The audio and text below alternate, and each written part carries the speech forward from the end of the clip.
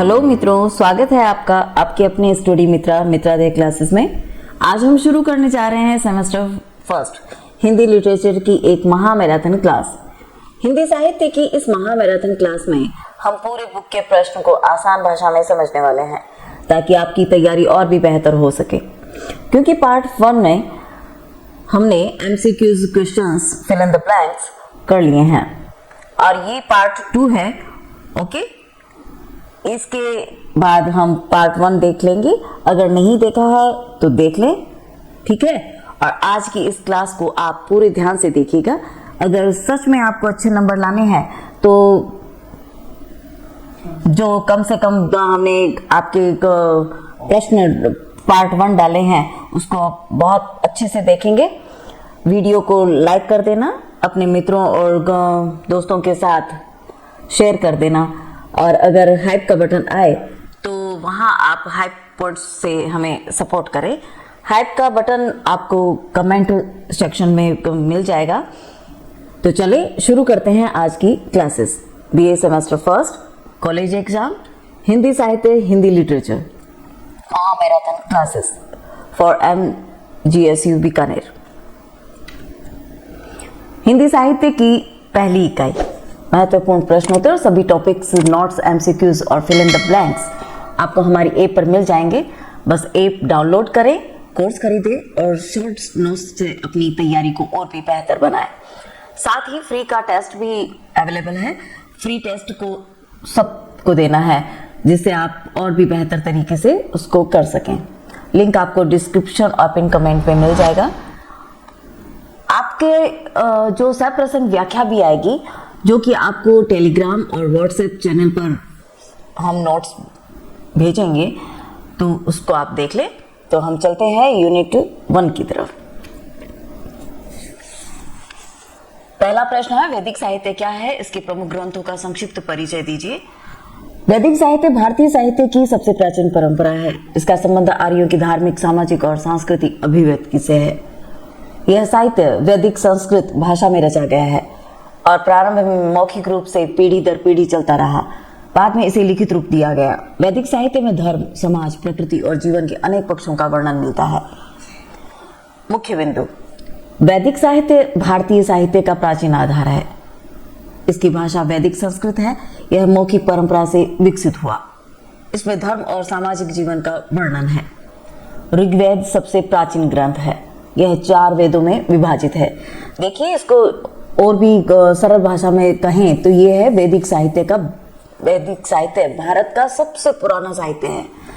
यह हमें प्राचीन लोगों के जीवन और सोच के बारे में बताता है। इसमें देवताओं की स्तुति, यज्ञ का वर्णन मिलता है। शुरू में यह सब लिखा नहीं जाता था, सिर्फ बोला जाता था। बाद में इसे लिखकर 4 वेदों में बांट दिया गया, तभी वो सुरक्षित है और आज हम उसको पढ़ पा रहे हैं। अगला है, प्राकृत साहित्य का संक्षिप्त परिचय दीजिए। उत्तर है, भारतीय साहित्य परंपरा की एक महत्वपूर्ण कड़ी है। यह साहित्य संस्कृत के बाद जन भाषाओं के रूप में विकसित हुआ। जैन और बुद्ध के प्रचार प्रसार में प्राकृत भाषा का विशेष योगदान रहा। प्राकृत साहित्य में धार्मिक, नैतिक और सामाजिक विषयों का वर्णन मिलता है। इससे उस समय के समाज और संस्कृति की जानकारी प्राप्त होती है। मुख्य बिंदु है, प्राकृत भाषा संस्कृत से विकसित जन भाषा है। इसका संबंध मुख्य जैन धर्म से है। इसमें धार्मिक और नैतिक शिक्षाएं मिलती हैं। यह जनसाधारण में लोकप्रिय भाषा थी।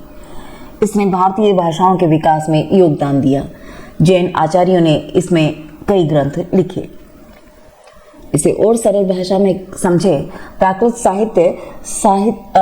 साहित्य संस्कृत के बाद आया साहित्य है। यह भाषा आम लोगों की भाषा ज्यादा मानी जाती थी। जैन और बौद्ध धर्म के प्रचार में इसका बहुत उपयोग हुआ।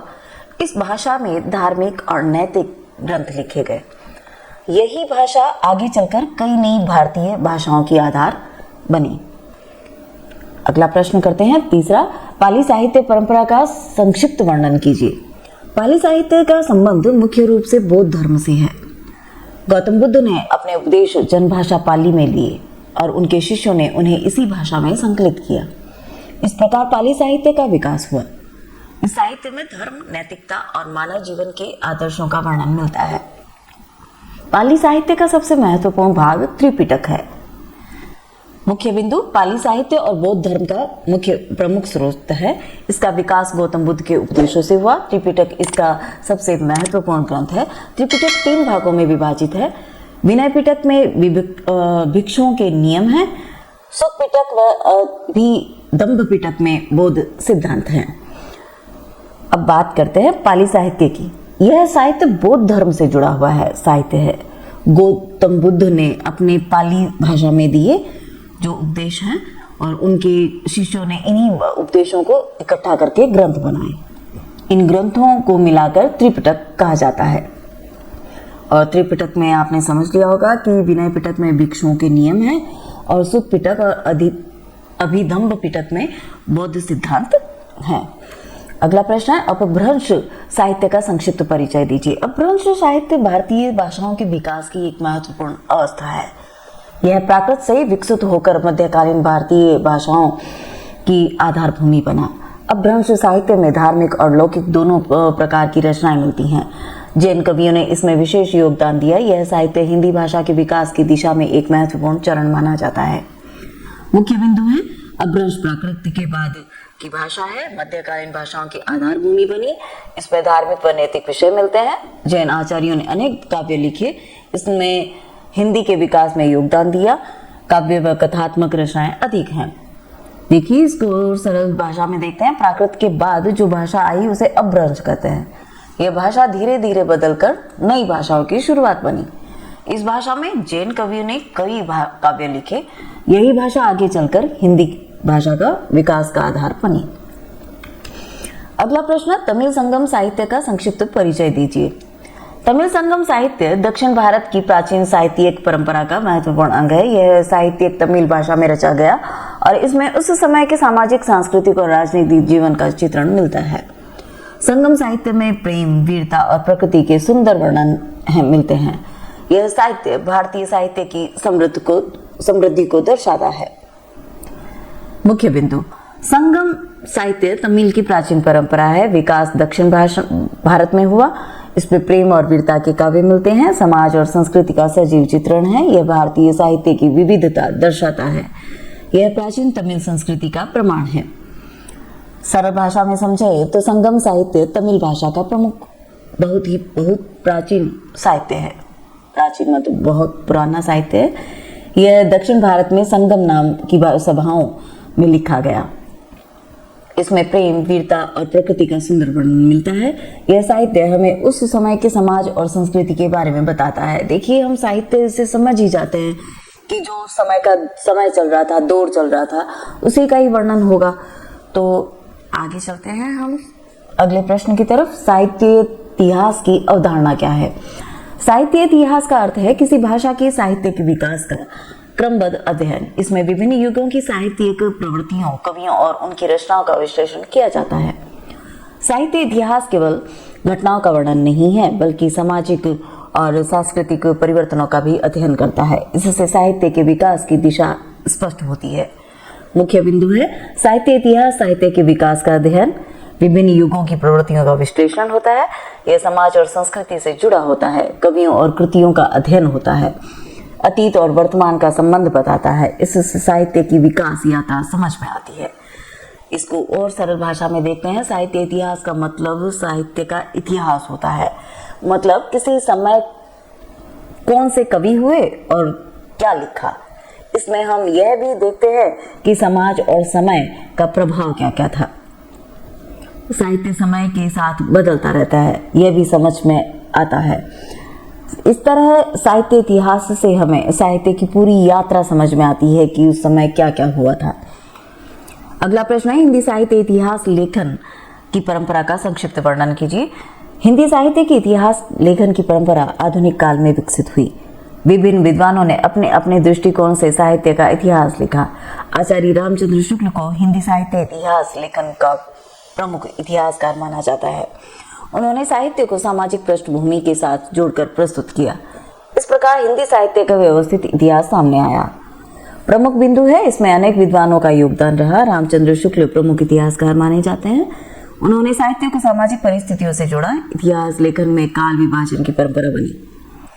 इससे साहित्य का व्यवस्थित स्वरूप सामने आया। देखिए, अलग अलग साहित्यकारों ने अपने अपने हिसाब से क्रमबद्ध रूप में इतिहास को, साहित्य को अपने हिसाब से पृष्ठभूमि दी है। इसको सरल भाषा में कहें तो हिंदी साहित्य का इतिहास लिखने की परंपरा, यह काम आधुनिक काल में शुरू हुआ था।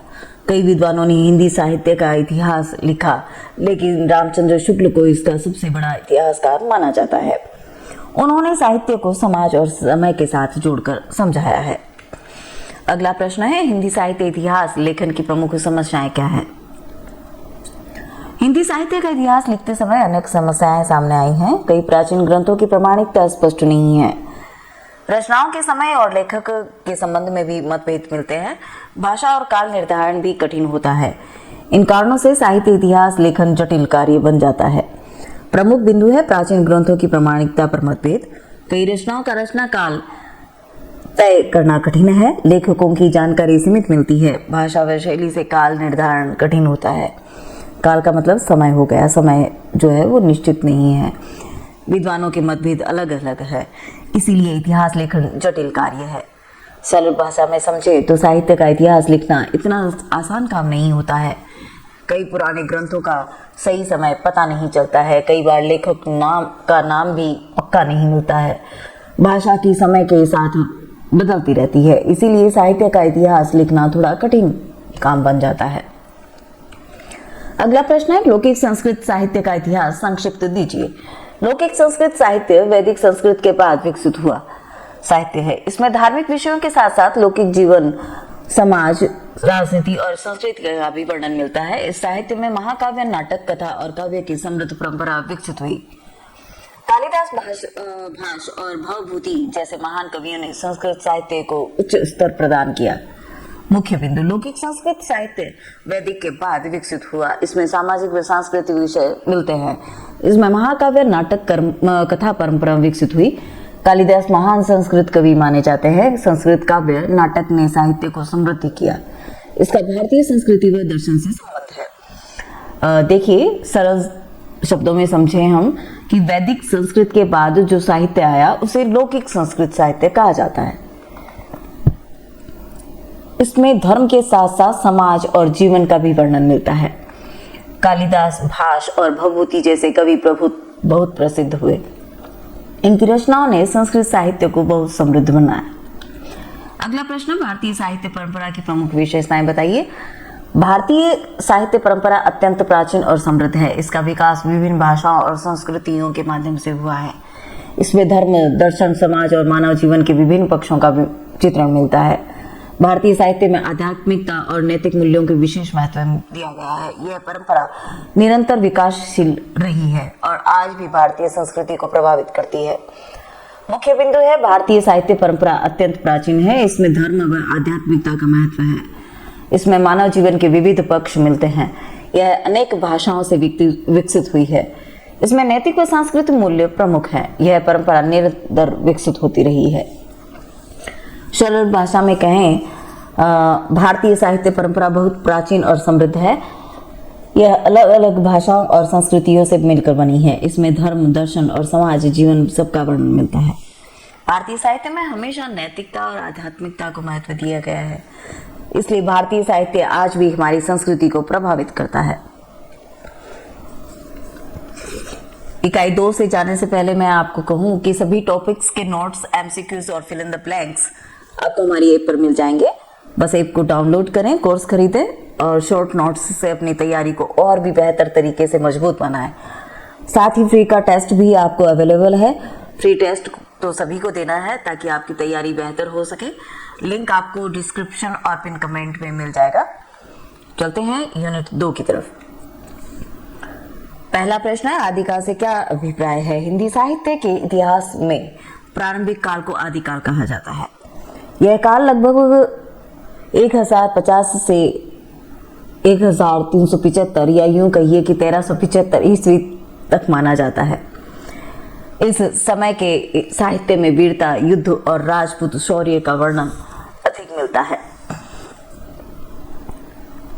इसलिए इसे वीर गाथा काल भी कहा जाता है। इस काल की रचनाएं मुख्यतः राजाओं के पराक्रम और युद्ध कथाओं पर आधारित है। मुख्य बिंदु। आदिकाल हिंदी साहित्य का प्रारंभिक काल है। इसमें वीर गाथा काल भी कहा जाता है। साहित्य में वीरता और युद्ध का वर्णन है। राजपूत शासकों के पराक्रम का चित्रण मिलता है। ऐतिहासिक रचनाएं घटनाओं से जुड़ी हुई हैं। यह हिंदी साहित्य की प्रारंभिक अवस्थाएं दर्शाता है। देखिए, हिंदी साहित्य का सबसे पहला समय जो है वो आदिकाल कहलाता है। यह समय लगभग 1050 से 1375 ईस्वी तक माना जाता है। इस समय कविता में राजाओं की वीरता और युद्ध का वर्णन मिलता है, इसलिए इसे कई बार वीर गाथा काल भी कहा जाता है। इस समय कवि राजाओं के पराक्रम की कहानियां लिखते थे। अगला प्रश्न है, आदिकाल का नामकरण क्यों और कैसे हुआ? हिंदी साहित्य के प्रारंभिक विकास को देखते हुए इस काल को आदिकाल कहा जाता है। आचार्य रामचंद्र शुक्ल ने इसे वीर गाथा काल नाम दिया, क्योंकि इस समय वीरों की गाथाएं लिखी गई। इस काल की रचनाओं में युद्ध, शौर्य, सामंतवादी जीवन का चित्रण मिलता है, इसलिए इस काल का नामकरण उसकी प्रमुख प्रवृत्तियों के आधार पर ही किया गया। मुख्य बिंदु है, आदिकाल हिंदी साहित्य का प्रारंभिक काल है। रामचंद्र शुक्ल ने इसे वीर गाथा काल कहा। इसमें वीरों की कथाएं और युद्ध कथाएं हैं। सामंतवादी समाज और राजपूती संस्कृति का प्रभाव है। रचनाओं में शौर्य और पराक्रम का वर्णन है। नामकरण साहित्यिक प्रवृत्तियों के आधार पर हुआ है। इस काल का नाम आदिकाल क्यों पड़ा? क्योंकि यह हिंदी साहित्य का सबसे प्रारंभिक समय था। आचार्य रामचंद्र शुक्ल ने इसे वीर गाथा काल भी कहा, क्योंकि इस समय वीरों की गाथाएं और युद्ध की कथाएं लिखी गई थी, इसलिए इसे वीर गाथा काल कहा गया। इसलिए इस काल का नाम भी उसी की प्रवृत्तियों के आधार पर रखा गया। अगला प्रश्न है, आदिकाल की प्रमुख प्रवृत्तियां बताइए। आदिकाल साहित्य में वीरता और शौर्य का अत्यधिक महत्व है। कवियों ने राजाओं और वीरों के युद्ध का वर्णन किया है। इस साहित्य में ऐतिहासिक घटनाओं, राजपूत संस्कृति का प्रभाव दिखाई देता है। काव्य भाषा सरल और लोक भाषा के निकट है। इस प्रकार आदिकालीन साहित्य में वीरता, इतिहास और लोक जीवन की झलक मिलती है। साहित्य में वीर रस की प्रधानता है। राजाओं के, वीरों के युद्ध और मुख्य विषय है। सामंतवादी समाज और राजपूत संस्कृति का प्रभाव है। काव्य में इतिहास और लोक जीवन का चित्रण है। भाषा सरल और लोक भाषा के निकट है। काव्य में शौर्य और पराक्रम का वर्णन है। शॉर्ट तरीके में समझते हैं। सबसे बड़ी विशेषता तो ये है इस काल की, इस समय कविता में वीरता और शौर्य का वर्णन होता है। कवि राजा और वीरों के युद्ध की बातें लिखते थे। इसमें राजपूत संस्कृति का भी प्रभाव दिखाई देता है। भाषा भी बहुत कठिन नहीं है, लेकिन लोक भाषा के करीब है, ताकि उसको जनमानस जो है बहुत आसानी से समझ सकें। अगला प्रश्न है, आदिकाल के प्रमुख कवि और उनकी रचनाएं बताइए। आदिकाल में अनेक कवियों ने वीर गाथात्मक काव्य की रचना की। चंद्रबरदाई इस काल के प्रमुख कवि माने जाते हैं, जिन्होंने पृथ्वीराज रासो की रचना की। जगनिक ने परमाल रासो लिखा। नगरपति नालह ने विसल देव रासो की रचना की। इन कवियों ने अपने काव्य में राजाओं के शौर्य और युद्धों का वर्णन किया है। मुख्य बिंदु है, चंद्रबरदाई आदिकाल के प्रमुख कवि हैं। उन्होंने पृथ्वीराज रासो लिखा। जगनिक ने परमाल रासो लिखा। नरपति नालह ने विसल देव रासो लिखा। इन कवियों ने वीर गाथा काव्य परंपरा विकसित की। रचनाओं में राजपूत वीरता और युद्ध का वर्णन है। यह बात करते हैं कि इस काल के कवियों की सबसे प्रसिद्ध कवि चंद्रबरदाई माने जाते हैं। इन्होंने पृथ्वीराज रासो नाम का प्रसिद्ध ग्रंथ लिखा। इसके अलावा जगनिक ने परमाल रासो लिखा। नरपति नालह ने विसल देव रासो की रचना की। इन सब कवियों ने राजाओं की वीरता का वर्णन किया है। भक्ति काल की सामाजिक और राजनीतिक परिस्थितियों का वर्णन। भक्ति काल में समाज अनेक प्रकार की समस्याओं से घिरा हुआ था। सामाजिक जाति भेद, सामाजिक असमानता और धार्मिक आडंबर बढ़ गए थे। राजनीतिक दृष्टि से इस देश में मुस्लिम शासन स्थापित हो चुका था। ऐसे परिस्थितियों में संतों और भक्तों ने भक्ति और मानवता का संदेश दिया। इससे समाज में सुधार, आध्यात्मिक जागृति उत्पन्न हुई। मुख्य बिंदु है, समाज में जाति भेदभाव, ऊंच नीच बढ़ गया था। धार्मिक आडंबर और कर्मकांड अधिक हो गए। देश में मुस्लिम शासन स्थापित था। संतों ने भक्ति का मार्गदर्शन दिखाया। भक्ति एक आंदोलन ने समानता और मानवता का संदेश दिया। इससे आध्यात्मिक जागृति और सामाजिक सुधार हुआ। यूं कहते हैं कि भक्ति काल क्यों शुरू हुआ, कि उस समय समाज में कई समस्याएं बढ़ गई थी। जाति भेद, ऊंच नीच और धार्मिक आडंबर बहुत बढ़ गए। राजनीतिक रूप से भी देश में मुस्लिम शासन स्थापित हो चुका था। ऐसे समय में संतों और भक्त कवियों ने लोगों की भक्ति का मार्ग बताया और समाज में मानवता और समानता का संदेश दिया। अगला प्रश्न है, आदिकाल की परिस्थितियों का संक्षिप्त वर्णन कीजिए। आदिकाल के साहित्य पर उस समय की सामाजिक और राजनीतिक परिस्थितियों का गहरा प्रभाव था। उस समय भारत में छोटे छोटे राज्य स्थापित थे और राजाओं के बीच युद्ध होते रहते थे। समाज में सामंतवादी व्यवस्था प्रचलित थी। कवि राजाओं के आश्रय में रहते थे और उनके पराक्रम का वर्णन करते थे। इसी कारण आदिकाल साहित्य में वीरता और युद्ध का चित्रण मिलता है। मुख्य बिंदु है, भारत में छोटे छोटे राज्य थे, राजाओं में युद्ध और संघर्ष होते थे, सामंतवादी व्यवस्था प्रचलित थी, कवि राजाओं के आश्रम में रहते थे, काव्य में शौर्य और पराक्रम का वर्णन है, परिस्थितियों से वीर गाथा साहित्य विकसित हुआ। अब समझे कि आदिकाल का साहित्य ऐसा क्यों बना। उस समय भारत में छोटे छोटे कई राज्य थे, राजाओं के बीच बराबर युद्ध होता रहता था, बार बार युद्ध होता रहता था, समाज में सामंतवादी व्यवस्था चलती थी, कवि राजाओं के दरबार में रहते थे और उन्हीं की प्रशंसा लिखते थे। इसीलिए आदिकाल में वीरता और युद्ध का वर्णन ज्यादा मिलता है। अगला प्रश्न, आदिकाल का सीमांकन स्पष्ट कीजिए। हिंदी साहित्य के इतिहास में आदिकाल का समय सामान्यतः 1050 ईस्वी से 1375 ईस्वी तक माना जाता है। इस काल में वीर गाथात्मक काव्य की रचना अधिक हुई। आचार्य रामचंद्र शुक्ल ने इस समय को वीर गाथा काल के रूप में स्वीकार किया। इस काल की भाषा अपभ्रंश से विकसित प्रारंभिक हिंदी थी, इसीलिए इस अवधि को हिंदी साहित्य की प्रारंभिक अवस्था माना जाता है। मुख्य बिंदु देखते हैं। आदिकाल का समय 1050 से 1375 ईस्वी माना जाता है। इसमें वीर गाथात्मक काव्य अधिक लिखा गया। रामचंद्र शुक्ल ने इसे वीर गाथा काल कहा। भाषा अपभ्रंश से विकसित प्रारंभिक हिंदी है। रचनाओं में राजाओं के शौर्य का वर्णन है। यह हिंदी साहित्य की प्रारंभिक अवस्था है। अब समझते हैं आदिकाल समय कितना माना जाता है कि आमतौर पर 1050 से 1375 तक माना जाता है, यानी हिंदी साहित्य का शुरुआती समय यही है। इस समय वीर गाथात्मक काव्य सबसे ज्यादा लिखा गया। आचार्य रामचंद्र शुक्ल ने भी इसी समय को वीर गाथात्मक काल माना। अगला है, भक्ति काल दार्शनिक आधार क्या है। भक्ति काल का दार्शनिक आधार भक्ति और आध्यात्मिकता पर आधारित है। इस काल के संतों और भक्त कवियों ने ईश्वर के प्रति प्रेम और समर्पण को प्रमुख माना।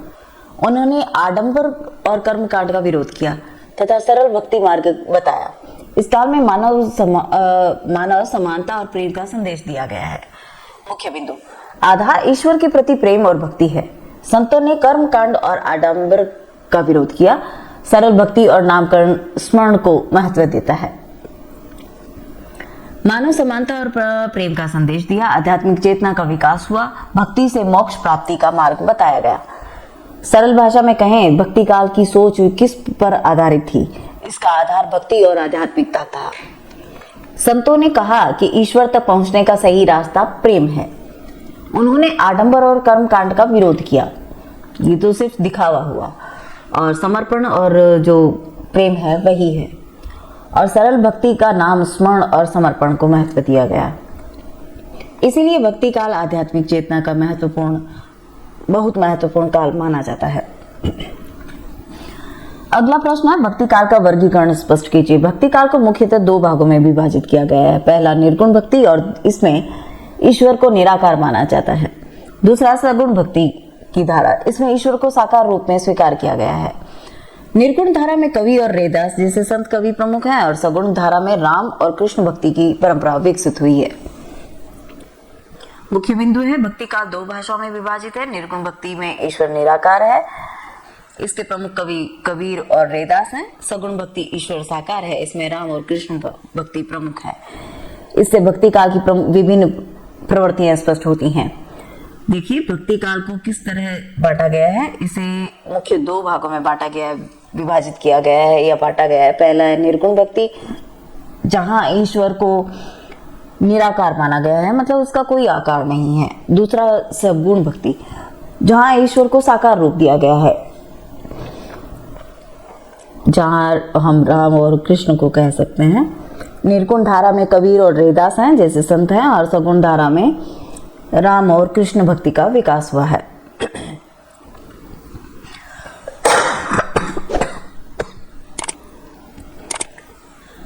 अगला प्रश्न आता है 10वां। भक्ति आंदोलन का अखिल भारतीय स्वरूप स्पष्ट कीजिए। भक्ति आंदोलन केवल किसी एक क्षेत्र तक सीमित नहीं रहा बल्कि पूरे भारत में फैल गया। उत्तर भारत में कबीर, रैदास और तुलसीदास जैसे संतों ने भक्ति का प्रचार किया। दक्षिण भारत में आलवार और नयनार संतों ने भक्ति परंपरा को विकसित किया। इस आंदोलन ने भाषा, जाति और क्षेत्र की सीमाओं को समाप्त करने का प्रयास किया। मुख्य बिंदु, भक्ति आंदोलन पूरे भारत में फैला। इसमें अनेक संत और भक्त कवि थे। उत्तर भारत में कबीर और रैदास प्रमुख थे। दक्षिण में आलवार और नयनार संत प्रसिद्ध थे। आंदोलन ने जाति और भेदभाव का विरोध किया। इससे आध्यात्मिक जागृति फैली। भक्ति आंदोलन सिर्फ एक जगह तक सीमित नहीं था, यह आंदोलन पूरे भारत में फैल गया था। उत्तर भारत में रैदास, कबीर और तुलसीदास जैसे संत हुए। दक्षिण भारत में आलवार और नयनार संत प्रमुख ही प्रसिद्ध हुए। इस आंदोलन में जाति, भाषा और क्षेत्र के भेद को कम कर दिया। यही कारण है कि भक्ति आंदोलन को अखिल भारतीय आंदोलन कहा जाता है। यूनिट 3 की तरफ जाने से पहले मैं आपको कहूं कि सभी टॉपिक्स के एमसीक्यूज और notes, fill in the blanks आपको हमारी ऐप पर मिल जाएंगे। बस ऐप डाउनलोड करें और कोर्स खरीदें। शॉर्ट नोट्स से अपनी तैयारी को और भी बेहतर बनाएं। साथ ही फ्री का एक टेस्ट भी आपको अवेलेबल है। फ्री टेस्ट सभी को देना है ताकि आपकी आसानी से और बहुत बेहतर तैयारी हो सके। लिंक आपको डिस्क्रिप्शन और पिन कमेंट में मिल जाएगा। यूनिट 3, संत काव्य की पृष्ठभूमि का संक्षिप्त वर्णन कीजिए। संत काव्य की उत्पत्ति मध्यकालीन समाज की सामाजिक और धार्मिक परिस्थितियों के परिणाम स्वरूप हुई। उस समय समाज में जाति भेद, ऊंच नीच और धार्मिक आडंबर बढ़ गए थे। इन परिस्थितियों के विरोध में संतों ने सरल भक्ति और मानव समानता का संदेश दिया। संत कवियों ने लोक भाषा में अपनी वाणी द्वारा समाज को जागृत करने का प्रयास किया। प्रमुख बिंदु क्या है? समाज में जाति भेद, धार्मिक आडंबर बढ़ गए थे। संतों ने सरल भक्ति और ईश्वर प्रेम का संदेश दिया। संत कवियों ने लोक भाषा में वाणी दी। इसमें समाज सुधार और मानव समानता का विचार है। इससे आध्यात्मिक जागृति उत्पन्न हुई। संत काव्य क्यों शुरू हुआ? मध्यकाल में समाज में काफी समस्याएं बढ़ गई थी। जाति भेदभाव हो गया था, ऊंच नीच हो गई, धार्मिक बाह्य आडंबर ये सब बहुत बढ़ गए थे। लोग धर्म के नाम पर कर्मकांड ज्यादा करने लगे थे। तब संत कवियों ने लोगों को सरल भक्ति का मार्ग बताया। उन्होंने लोक भाषा में कविता लिखकर समाज को जागृत करने की कोशिश की कि सब में समानता है और प्रेम ही जो है वो भक्ति का मार्ग है। अगला प्रश्न है, संत काव्य के प्रमुख कवि और उनकी रचनाएं। संत काव्य धारा में अनेक महान संत कवियों ने अपनी रचनाओं के माध्यम से भक्ति का संदेश दिया। कबीर, रैदास, दादू और नामदेव इस धारा के प्रमुख कवि माने जाते हैं। कबीर ने साखी और पदों के माध्यम से निर्गुण भक्ति का प्रचार किया। रैदास ने अपनी वाणी में समानता और गहन आध्यात्मिक भाव दिखाई देते हैं। मुख्य बिंदु, कबीर संत काव्य के प्रमुख कवि हैं। कबीर की साखियां और पद प्रसिद्ध हैं। रैदास ने समानता और भक्ति का संदेश दिया। दादू और नामदेव भी प्रमुख संत कवि हैं। इनकी रचनाएं लोक भाषा में हैं। रचनाओं में आध्यात्मिकता और मानवता का संदेश है। सरल तरीके से कहते हैं कि संत काव्य के प्रमुख कवि कौन कौन हैं। सबसे प्रसिद्ध कवि जो है वो तो कबीर जी माने जाते हैं। कबीर जी की बहुत सारी साखी और पद लिखे हुए हैं जो कि हम बहुत ही प्रसिद्ध हैं और सुनते भी हैं। रैदास ने भी भक्ति और समानता का संदेश दिया है। इसके अलावा दादू और नामदेव जी ने भी महत्वपूर्ण कवि रहे हैं, संत रहे हैं। इन सभी कवियों ने लोक भाषा में अपनी रचनाएं लिखी हैं। अगला प्रश्न है, संत काव्य की प्रमुख विशेषताएं बताइए। संत काव्य की सबसे प्रमुख विशेषता इसकी सरल और लोक भाषा में अभिव्यक्ति है। इसमें कबीर के प्रति प्रेम और भक्ति की भावना दिखाई देती है। संत कवियों ने बाहरी आडंबर और कर्मकांड का विरोध किया है। उन्होंने मानव समानता और प्रेम का संदेश दिया है। संत काव्य में आध्यात्मिकता और नैतिक जीवन का मार्गदर्शन मिलता है। मुख्य बिंदु, भाषा सरल और जनसाधारण की है। इसमें ईश्वर प्रेम और भक्ति की भावना है। संतों ने कर्मकांड और आडंबर का विरोध किया है। मानव समानता और भाईचारा का संदेश है। आध्यात्मिकता और नैतिकता का महत्व है। यह काव्य समाज सुधार की प्रेरणा देता है। सरल तरीके से कहे तो संत काव्य की सबसे बड़ी विशेषता क्या है? इसकी भाषा बहुत ही सरल और लोक भाषा होती है, ताकि आमजन जो है वो आराम से समझ सके। संत कवि ईश्वर के प्रेम और भक्ति की बात करते हैं। उन्होंने कर्म कांड और धार्मिक आडंबर का विरोध किया, मानव समानता और भाईचारे का संदेश दिया। अगला है प्रेमाख्यान काव्य से आपका क्या अभिप्राय है? प्रेमाख्यान काव्य वह काव्य है जिसमें प्रेम कथा के माध्यम से जीवन और आध्यात्मिकता का संदेश दिया जाता है। इस काव्य में नायक और नायिका के प्रेम का वर्णन बहुत होता है या प्रमुख है। कई बार यह प्रेम लौकिक होते हुए भी अलौकिक अर्थ व्यक्त करता है। इस प्रकार प्रेमाख्यान काव्य में प्रेम और भक्ति का सुंदर समन्वय दिखाई देता है। मुख्य बिंदु है प्रेमाख्यान काव्य में प्रेम तथा मुख्य विषय है। इसमें नायक नायिका के प्रेम का वर्णन है। कई काव्य प्रतीकात्मक और आध्यात्मिक अर्थ व्यक्त करते हैं।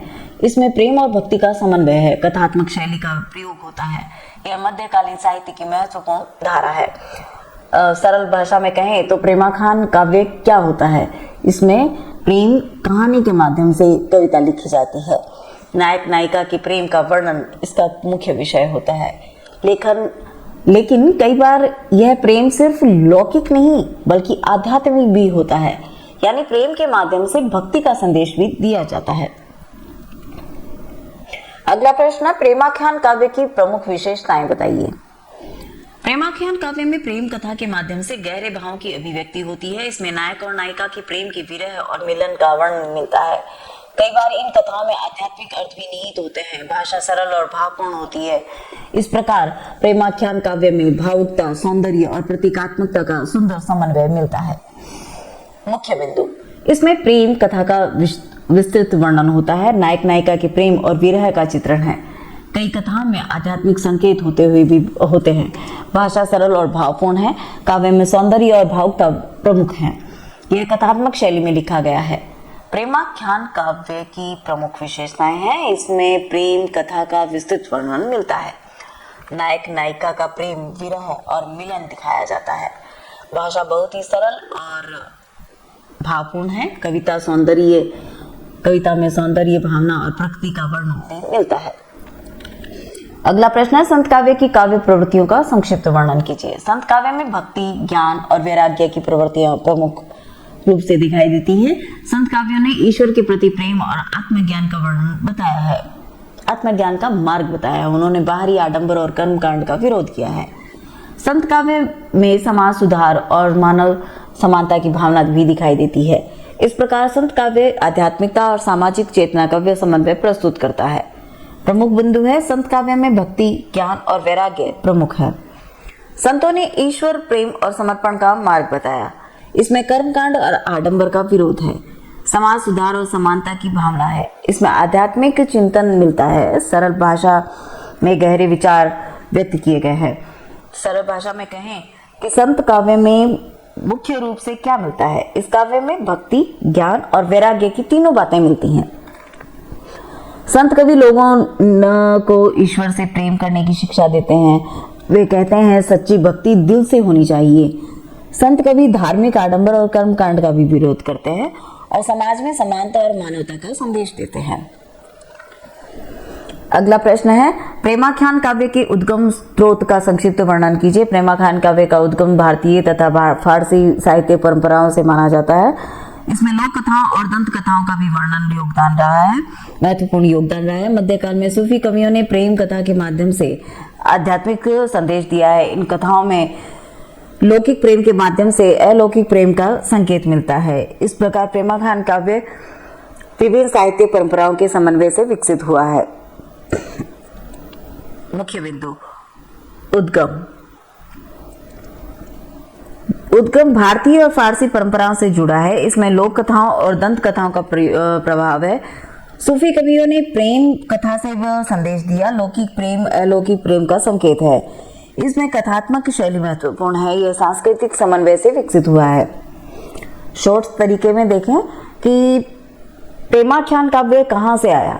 इसका संबंध भारतीय और फारसी साहित्य दोनों से जुड़ा है। इसके अलावा कथाओं और लोक कथाओं और दंत कथाओं का भी प्रभाव है। मध्यकाल में सूफी कवियों ने प्रेम कहानियों के माध्यम से भक्ति का संदेश दिया। इस तरह धीरे धीरे प्रेमाख्यान काव्य का विकास हुआ।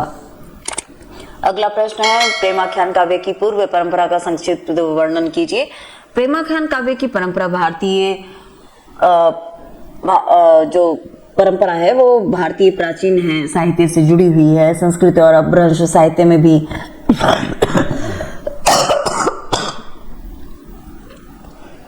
अपभ्रंश साहित्य से भी प्रेम कथाओं का वर्णन मिलता है। इन परंपराओं से प्रेरित होकर मध्यकालीन कवियों ने प्रेमाख्यान काव्य की रचना की। इन कथाओं में प्रेम के साथ नैतिक और आध्यात्मिक संदेश भी दिया गया है। इस प्रकार प्रेमाख्यान काव्य की जड़ें प्राचीन साहित्यिक परंपराओं में दिखाई देती हैं। मुख्य बिंदु है, इसकी परंपरा प्राचीन भारतीय साहित्य से जुड़ी है। अपभ्रंश में प्रेम कथाएं मिलती हैं। मध्यकालीन कवियों की प्रेरणा है, आध्यात्मिक नैतिकता के संदेश हैं, कथात्मक भावात्मक शैली है, प्राचीन और मध्यकालीन परंपराओं का समन्वय है। प्रेमाख्यान काव्य सबसे पहले कहां से शुरू हुआ? इसकी जड़ें प्राचीन भारतीय साहित्य में मिलती हैं। संस्कृत और अपभ्रंश साहित्य में प्रेम कथाएं मिलती हैं। इनसे प्रेरणा लेकर मध्यकालीन कवियों ने प्रेमाख्यान काव्य लिखा। इन कवियों में कहानियों में प्रेम के साथ साथ नैतिक और आध्यात्मिक संदेश भी मिलता है। अगला है प्रेमाख्यान काव्य के प्रमुख कवि और उनकी रचनाएं। प्रेमाख्यान काव्य में अनेक कवियों ने प्रेम कथा के माध्यम से अपनी रचनाएं प्रस्तुत की। मलिक मोहम्मद जायसी इस धारा के प्रमुख कवि माने जाते हैं। उनकी प्रसिद्ध कृति पद्मावत प्रेमाख्यान काव्य का श्रेष्ठ उदाहरण है। इसके अतिरिक्त अन्य कवियों ने भी प्रेम कथाओं के माध्यम से काव्य रचना की। इन कवियों में प्रेम और आध्यात्मिकता का समन्वय मिलता है। मुख्य बिंदु जो है वो है, जायसी प्रमुख कवि रहे हैं। इनकी रचना पद्मावत प्रसिद्ध है। प्रेम कथा के माध्यम से इन्होंने काव्य लिखा है। इसमें लौकिक और आध्यात्मिक प्रेम का मिलन है, मेल है। भाषा जो है वो भावपूर्ण और कथात्मक है। रचनाओं में प्रेम, त्याग और समर्पण का वर्णन है। सरल भाषा में देखें कि प्रेमाख्यान काव्य के प्रमुख कवि कौन है, कि सबसे प्रसिद्ध कवि जो है वो मलिक मोहम्मद जायसी माने जाते हैं। इनकी प्रसिद्ध रचना जो है वो पद्मावत है। इस काव्य में प्रेम और आध्यात्मिकता दोनों का सुंदर मेल मिलता है। इन कवियों ने प्रेम कथा के माध्यम से भक्ति का संदेश दिया है। अगला प्रश्न है, प्रेमाख्यान काव्य की काव्य प्रवृत्तियां बताइए। प्रेमाख्यान काव्य में प्रेम और सौंदर्य का विस्तृत चित्रण मिलता है। इसमें नायक और नायिका के प्रेम, विरह और मिलन की भावनाएं प्रमुख हैं। कई बार यह प्रेम प्रतीकात्मक रूप से आध्यात्मिक अर्थ भी व्यक्त करता है। काव्य में प्रकृति वर्णन और भावुकता का भी समावेश होता है। इस प्रकार प्रेमाख्यान काव्य में भावात्मकता और आध्यात्मिकता का सुंदर मेल दिखाई देता है। मुख्य बिंदु जो है वो है, इसमें प्रेम और सौंदर्य का वर्णन है। नायक नायिका के प्रेम, विरह, मिलन का चित्रण है। प्रेम प्रतीकात्मक आध्यात्मिक अर्थ भी देता है। प्रकृति और भावुकता भी है। इसमें कथात्मक और भावपूर्ण शैली भी है। लौकिक और आध्यात्मिक भावों का समन्वय है। सरल भाषा में देखें कि प्रेमाख्यान काव्य में मुख्य रूप से क्या मिलता है। इसमें प्रेम और सौंदर्य का सुंदर वर्णन मिलता है।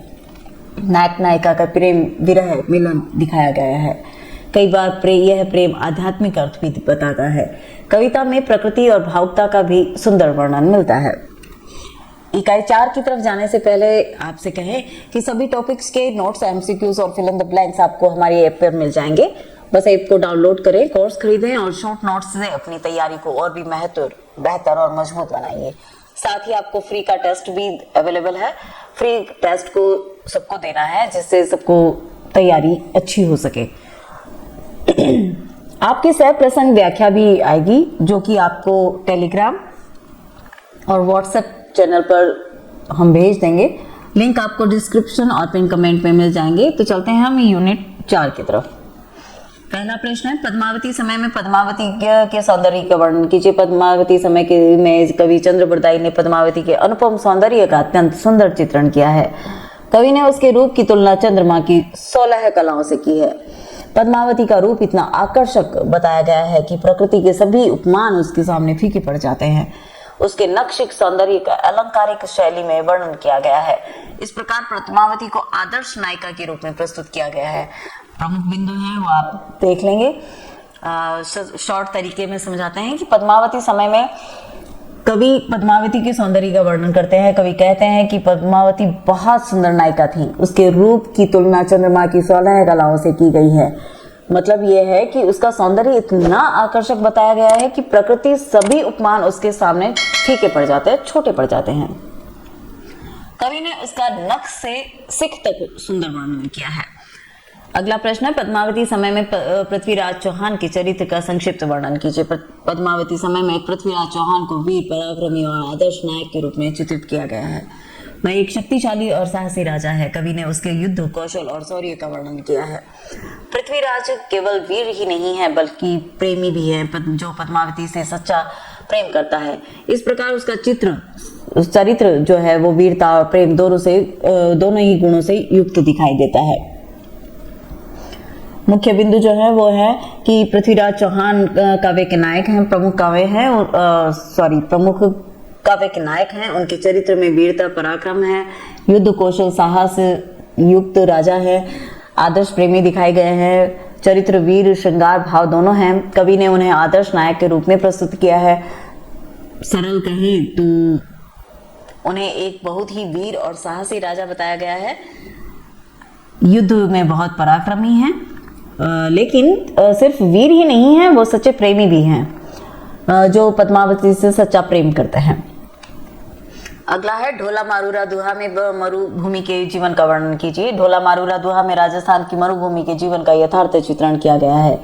इस काव्य में मरुस्थल की कठोर परिस्थितियों का और जीवन संघर्ष का वर्णन मिलता है। पानी की कमी और कठिन परिस्थितियां स्पष्ट दिखाई देती हैं। इसके साथ ही लोक जीवन और संस्कृति का सुंदर चित्रण भी दिया गया है। इस प्रकार यह काव्य राजस्थान के लोक जीवन का महत्वपूर्ण चित्र प्रस्तुत करता है। मुख्य बिंदु आपके सामने है। हम इसको और भी सरल भाषा में समझते हैं कि ढोला मारूरा दुहा में क्या बताया गया है। इसमें राजस्थान की मरुभूमि का जीवन दिखाया गया है। मरुभूमि में पानी बहुत कम मिलता है, जीवन काफी कठिन होता है, संघर्षमय होता है। इसके साथ कवि वहाँ की लोक संस्कृति का भी बहुत सुंदर चित्रण करते हैं।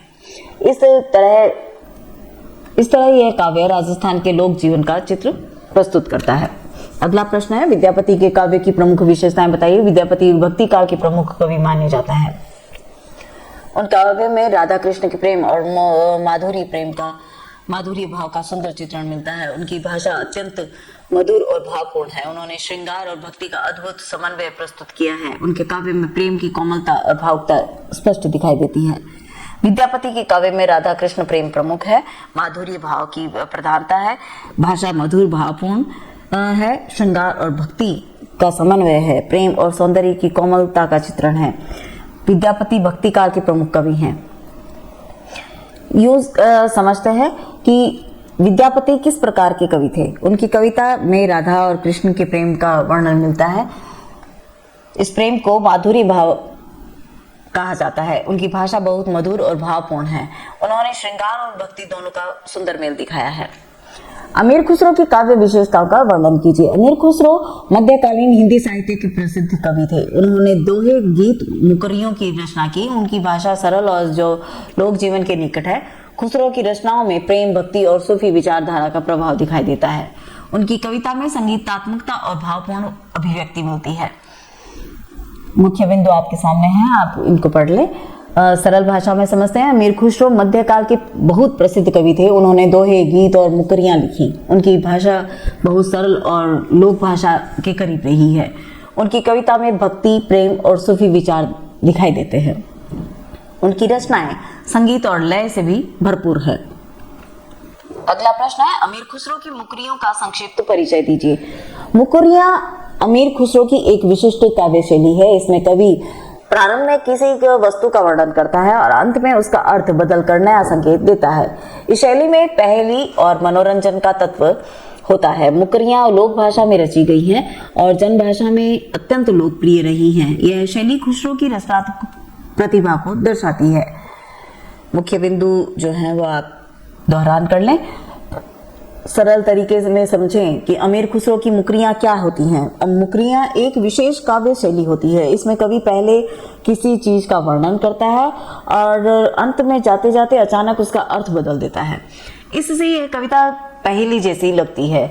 इसी कारण मुकरियां लोगों को बहुत रोचक लगती है। अगला प्रश्न, पद्मावती समय की काव्य विशेषताओं का संक्षिप्त वर्णन कीजिए। पद्मावती समय चंद्र बरदाई द्वारा रचित एक महत्वपूर्ण काव्यांश है। इसमें वीरता और श्रृंगार दोनों का सुंदर समन्वय दिखाई देता है। कवि ने पद्मावती के सौंदर्य और पृथ्वीराज के शौर्य का प्रभावशाली वर्णन किया है। काव्य में अलंकारों, काव्यात्मक भाषा का सुंदर प्रयोग मिलता है। इस प्रकार यह काव्य वीर गाथा परंपरा की महत्वपूर्ण रचना माना जाता है। मुख्य बिंदु है वो आप देख ही लें, सरल भाषा में समझते हैं। पद्मावती समय काव्य की क्या विशेषताएं हैं? इस काव्य में वीरता और श्रृंगार दोनों मिलते हैं। कवि पद्मावती के सौंदर्य और पृथ्वीराज की वीरता का वर्णन करते हैं। भाषा में अलंकार और काव्य सौंदर्य दिखाई देता है। इस कारण यह रचना जो है वो वीर गाथा परंपरा की महत्वपूर्ण रचना मानी जाती है। अगला प्रश्न है, ढोला मारूरा दुहा में लोक संस्कृति का चित्रण स्पष्ट कीजिए। ढोला मारूरा दुहा में राजस्थान के लोक जीवन और लोक संस्कृति का सुंदर समन्वय मिलता है। इसमें लोगों के जीवन, परंपरा और सामाजिक वातावरण का यथार्थ वर्णन किया गया है। काव्य में लोक भाषा और लोक गीतों की शैली दिखाई देती है। इसमें प्रेम, विरह और जीवन संघर्ष की भावनाएं भी व्यक्त हुई हैं। इस प्रकार यह काव्य राजस्थानी लोक संस्कृति का महत्वपूर्ण दर्पण है। मुख्य बिंदु आपके सामने है, आप इसका दोहरान अच्छे से करें। शॉर्ट तरीके में समझते हैं, ढोला मारूरा दुहा में क्या खास बात है? इसमें राजस्थान की लोक संस्कृति का सुंदर चित्रण है। लोगों का जीवन, उनकी परंपराएं और समाज को दिखाया गया है। कविता में प्रेम और विरह की भावना मिलती है, इसीलिए यह काव्य राजस्थान के लोक जीवन का अच्छा उदाहरण माना जाता है। अगला प्रश्न है, विद्यापति के काव्य में राधा कृष्ण प्रेम का स्वरूप स्पष्ट कीजिए।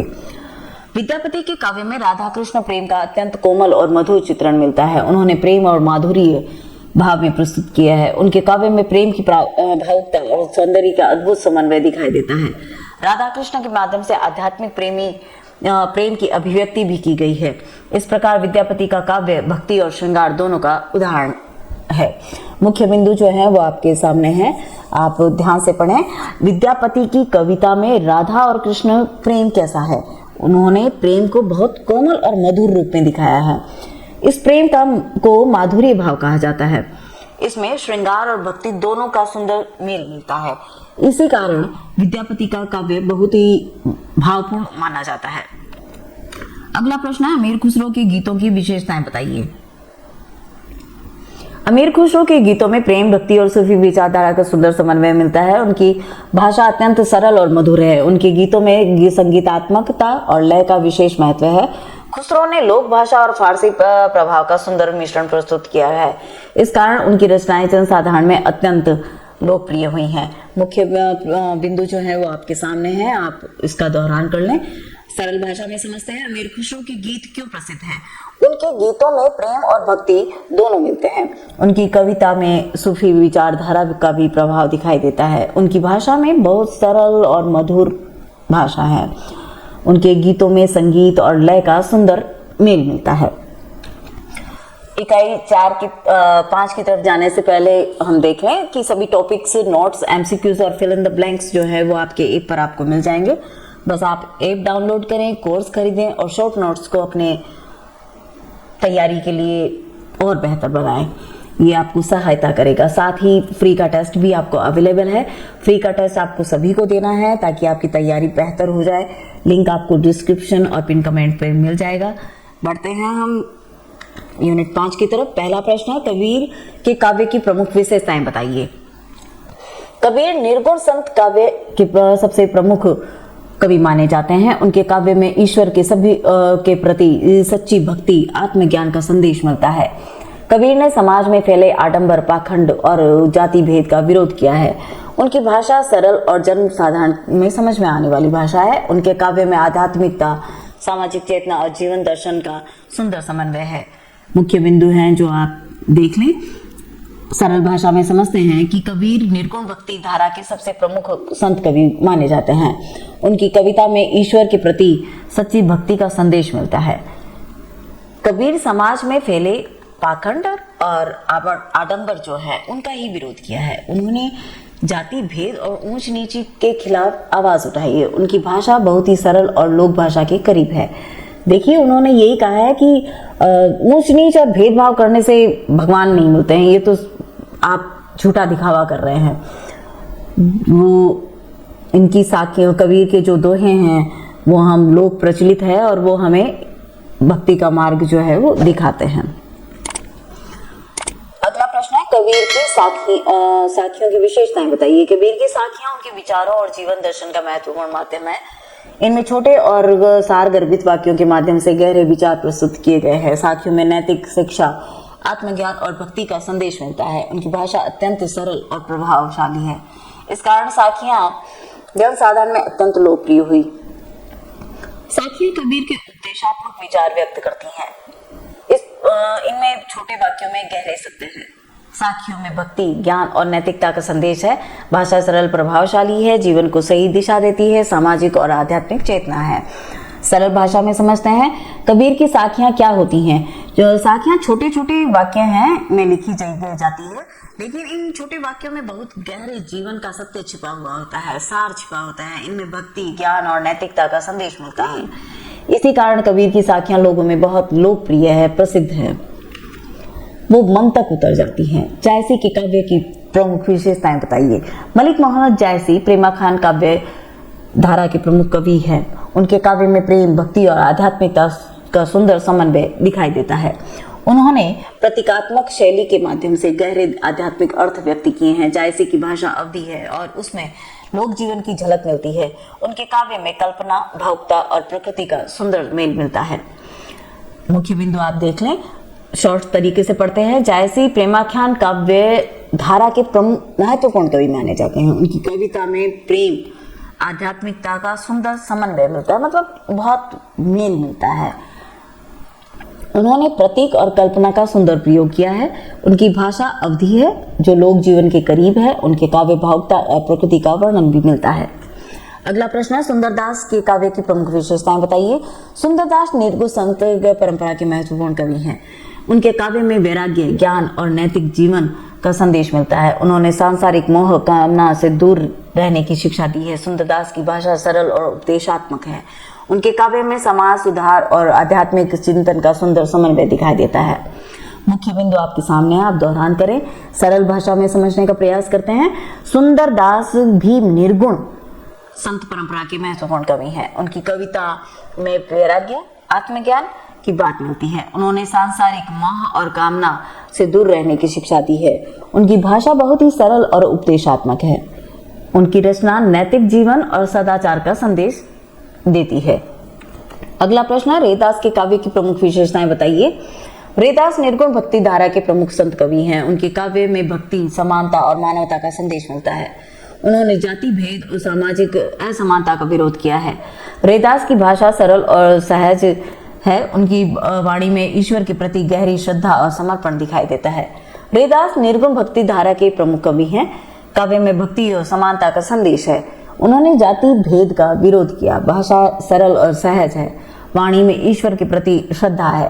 काव्य में प्रेम, भक्ति और नैतिक शिक्षा है। देखिए, सरल भाषा में समझते हैं। रैदास निर्गुण भक्ति धारा के प्रमुख संत माने जाते हैं। उनकी कविता में भक्ति और मानव समानता का संदेश मिलता है। उन्होंने जाति भेद और सामाजिक असमानता का विरोध किया। उनकी भाषा बहुत ही सरल और सहज है। उनकी वाणी में ईश्वर के प्रति गहरी श्रद्धा और समर्पण दिखाई देता है। अगला प्रश्न है, कबीर के पदों की विशेषताएं बताइए। कबीर के पदों में भक्ति, ज्ञान और वैराग्य का सुंदर समन्वय मिलता है। उन्होंने अपने पदों के माध्यम से ईश्वर के प्रति सच्चे प्रेम और समर्पण का संदेश दिया। कबीर ने बाह्य आडंबर, पाखंड का विरोध करते हुए सरल भक्ति का मार्ग बताया। उनके पदों में आध्यात्मिक अनुभव और जीवन दर्शन की गहराई देती है। इस प्रकार कबीर के पद निर्गुण भक्ति धारा के महत्वपूर्ण उदाहरण हैं। मुख्य बिंदु आपके सामने है, आप ध्यान से पढ़ें। सरल भाषा में समझते हैं कबीर के पदों में क्या खास बात मिलती है। कबीर अपने पदों के माध्यम से सच्ची भक्ति का संदेश देते हैं। वे कहते हैं कि ईश्वर तक पहुंचने के लिए दिल की सच्चाई जरूरी है। उन्होंने धार्मिक आडंबर और पाखंड का विरोध किया है। उनके पदों में ज्ञान, वैराग्य और आध्यात्मिक अनुभव मिलता है। अगला प्रश्न है, संतो भाई आई ज्ञान की आंधी पद का भाव स्पष्ट कीजिए। इस पद में कबीर ने ज्ञान की शक्ति को आंधी के रूप में प्रस्तुत किया है। जब सच्चा ज्ञान प्राप्त होता है तो अज्ञान और भ्रम समाप्त हो जाते हैं। यह ज्ञान मनुष्य के भीतर जागृति उत्पन्न करता है। कबीर इस पद के माध्यम से आत्मज्ञान और सच्ची भक्ति का महत्व बताते हैं। इस प्रकार यह पद आध्यात्मिक चेतना का संदेश देता है। मुख्य बिंदु आपके सामने है, सरल भाषा में समझते हैं इस पद का अर्थ क्या है। इसका अर्थ यह है कि कबीर ज्ञान को आंधी का रूप मानते हैं। जब सच्चा ज्ञान आता है तो अज्ञान और भ्रम दोनों दूर हो जाते हैं। ज्ञान मनुष्य के अंदर जागृति पैदा करता है। कबीर इस पद के माध्यम से आत्मज्ञान का महत्व बताते हैं। अगला है, जायसी के सिंघल द्वीप खंड का संक्षिप्त परिचय दीजिए। सिंघल द्वीप खंड जायसी की प्रसिद्ध रचना पद्मावत का महत्वपूर्ण भाग है। इसमें सिंघल द्वीप और वहां की प्राकृतिक सौंदर्य का वर्णन मिलता है। इस खंड में मानसरोवर, पनिहारिन प्रसंग और सिंघलगढ़ का वर्णन किया गया है। कवि कल्पना और प्रकृति वर्णन के माध्यम से वातावरण को अत्यंत आकर्षक बनाया है। इस प्रकार यह खंड पद्मावत की कथा का महत्वपूर्ण भाग है। मुख्य बिंदु आपके सामने है, आप इसको ध्यान से पढ़ें, सरल भाषा में समझते हैं। सिंघल द्वीप खंड क्या है? यह एक जायसी की प्रसिद्ध रचना पद्मावत का एक भाग है। इसमें सिंघल द्वीप के प्राकृतिक सौंदर्य का वर्णन है। यहाँ मानसरोवर, पनिहारिन और सिंघलगढ़ का सुंदर वर्णन किया गया है। कवि अपनी कल्पना से इस स्थान को बहुत ही सुंदर बनाकर दिखाता है। अगला प्रश्न है, सुंदरदास के काव्य में सामाजिक और नैतिक शिक्षाओं का वर्णन कीजिए। सुंदरदास के काव्य में समाज सुधार और नैतिक जीवन का संदेश मिलता है। उन्होंने मनुष्य को काम, क्रोध, मोह से दूर रहने की शिक्षा दी है। उनके काव्य में वैराग्य और आत्मज्ञान का महत्व बताया गया है। सुंदरदास ने सच्चे और सदाचारपूर्ण जीवन को सर्वोच्चतम माना है। इस प्रकार उनका काव्य समाज और नैतिक दिशा प्रदान करता है। मुख्य बिंदु हैं जो आप ध्यान से पढ़ें, सरल भाषा में समझते हैं। सुंदरदास की कविता हमें क्या सिखाती है? वो हमें ये कहते हैं कि मनुष्य को काम, क्रोध और मोह से दूर रहना चाहिए। उन्होंने नैतिक और सच्चा जीवन जीने की शिक्षा दी। उनकी कविता में वैराग्य और आत्मज्ञान का महत्व दिखाई देता है, इसलिए उनकी वाणी समाज को सही दिशा दिखाती है। अगला प्रश्न है, रैदास के काव्य में भक्ति भावना का स्वरूप स्पष्ट कीजिए। रैदास के काव्य में भक्ति भावना अत्यंत सरल और सहज रूप में व्यक्त हुई है। उन्होंने ईश्वर के प्रति सच्चे प्रेम और समर्पण को भक्ति का आधार माना है। रैदास ने जाति भेद और सामाजिक भेदभाव का विरोध किया है। उनकी वाणी में समानता, प्रेम और मानवता का संदेश मिलता है। इस प्रकार रैदास का काव्य निर्गुण भक्ति की महत्वपूर्ण अभिव्यक्ति है। मुख्य बिंदु आपके सामने हैं, आप इनको ध्यान से पढ़ें। अब सरल भाषा में समझने की कोशिश करते हैं कि रैदास की भक्ति कैसी है। उनकी भक्ति बहुत ही सरल और सहज है। वे कहते हैं कि ईश्वर से सच्चा प्रेम करना चाहिए। उन्होंने जाति भेद और सामाजिक भेदभाव का विरोध किया है। उनकी वाणी में प्रेम, समानता और मानवता का संदेश मिलता है। ऑलराइट मित्रों, ऑल द बेस्ट। आज हमने सेमेस्टर फर्स्ट हिंदी साहित्य की एक महामैराथन क्लास अटेंड की है और जिस किताब से हमने यह विषय पढ़ा है उस किताब का नाम है प्राचीन काव्य, यानी आदिकाल एवं निर्गुण भक्ति काव्य। उम्मीद है कि आपको आज की क्लास अच्छी समझ में आ गई होगी। और जैसा कि आप जानते हैं, इससे पहले फर्स्ट रेगुलर क्लास और फर्स्ट का एमसीक्यूज वाली महामैराथन क्लासेस भी आपको हम दे चुके हैं और आप अपने चैनल पर जाकर उसको ध्यान से पढ़ें। अगर आपने वो क्लास नहीं देखी है तो ज़रूर देख लीजिए। वो आपको हमारे चैनल या पहला स्लाइड पे मिल जाएगी, प्ले लिस्ट पे मिल जाएगी, क्योंकि इस महामैराथन क्लास में हमने खास तौर पर इम्पोर्टेंट क्वेश्चंस और इम्पोर्टेंट टॉपिक्स पर फोकस किया है। अगर आपको इस क्लास में best notes, MCQs, fill in the blanks और पूरा स्टडी मटेरियल चाहिए तो उसके लिए आप मित्राध्यय क्लासेस का ऐप डाउनलोड कर सकते हैं। साथ ही फ्री का टेस्ट है, वो आपको देना ही है और फटाफट से आप उसको अपलोड कीजिए, डाउनलोड करिए और उस टेस्ट को दें। आप अपने ऐप पर जाइए, ऐप डाउनलोड करने आपको लिंक वीडियो डिस्क्रिप्शन और पिन कमेंट पे मिल जाएगा, तो प्लीज़ आप इसको ध्यान से देखें। तो बस इतना ही आज की क्लासेस के लिए। मिलते हैं, हमसे जुड़े रहिए, सेम टाइम सेम जगह। धन्यवाद।